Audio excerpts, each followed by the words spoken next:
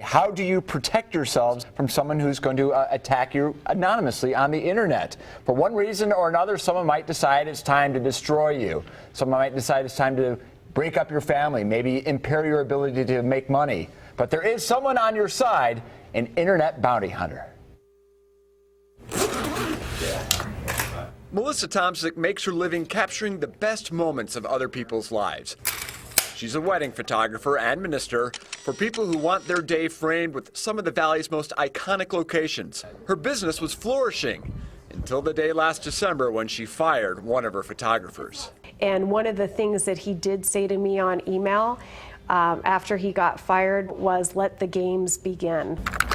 The first post came within an hour of the firing. He had gone and pretended to be a former groom and said that one of my employees had made inappropriate advances toward the bride in the middle of a photo shoot. Melissa says the photographer manufactured 8 different aliases to attack her. Not just one posting a day, but dozens on different websites, including Facebook and Twitter.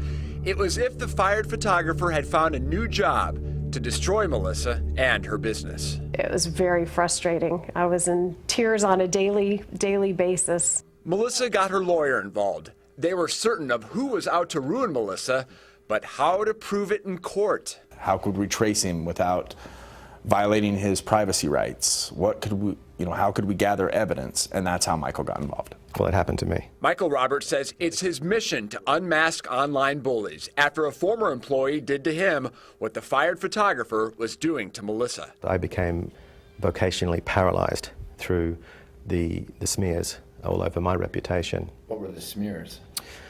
Everything except child molestation. Yeah, tax cheating, ripping off partners, wife beating, the list goes on. We've saved 3 people's lives by fixing these problems for them when they thought there was no hope. Think of Robert's job of tracking his prey the same way you might approach a jigsaw puzzle. It starts with a single offensive tweet or blog post. Roberts uses what he calls social forensics to link that one piece of the puzzle to figure out the mystery person's friends, frequent sites, email addresses, even employers. And when enough pieces come together, Roberts has solved his puzzle. He sniffed out his prey. Roberts says each case is a collision of technology, psychology, and good old-fashioned snooping. Confirming Melissa's attacker was relatively easy for Michael. Using several aliases himself, Michael employed what hackers call social engineering to gain the man's trust.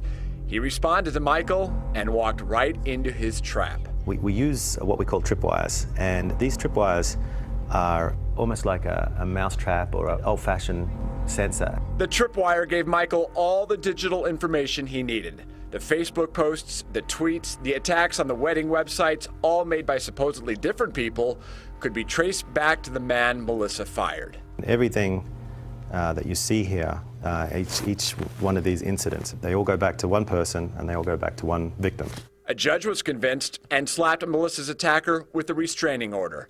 Melissa believes it's just a matter of time, though, until he finds another target. And we found out that he's done this before to others in different states that he's lived in. I think defamation has been here since Adam and Eve, and it'll be here till Armageddon. Roberts knows his mission will never be accomplished. He just wants to make the internet a nicer place by taking out one bully at a time.